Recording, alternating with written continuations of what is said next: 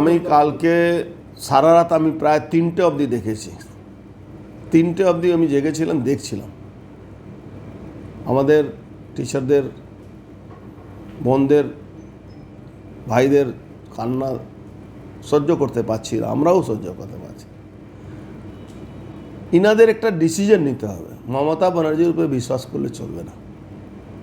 এই লড়াইটা আমি দায়িত্ব নিয়ে বলছি, যদি মিজোরামে হতো এখন পর্যন্ত এসএসসি আগুন ধরে দিত, এসএসসিতে আগুন জ্বলত। ধৈর্য, এদের ধৈর্যকে আমি স্যালুট জানাই।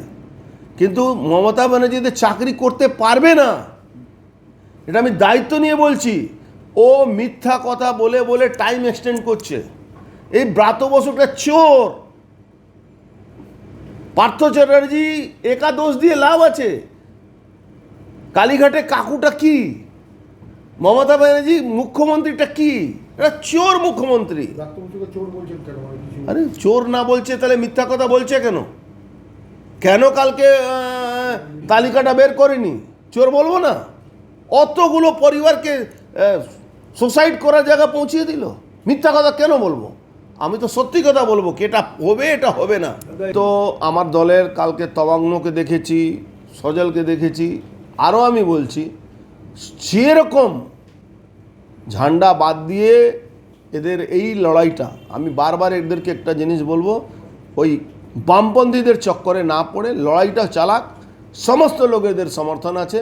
ওই সোকাল্ড কিছু বামপন্থীরা ঢুকে গো ব্যাক স্লোগান দিয়ে এটাতে করলে, যেরকম আরজিকর আন্দোলনটাকে মানে বিফল হয়ে গেল, সেরকম যাতে বিফল না করতে পারে।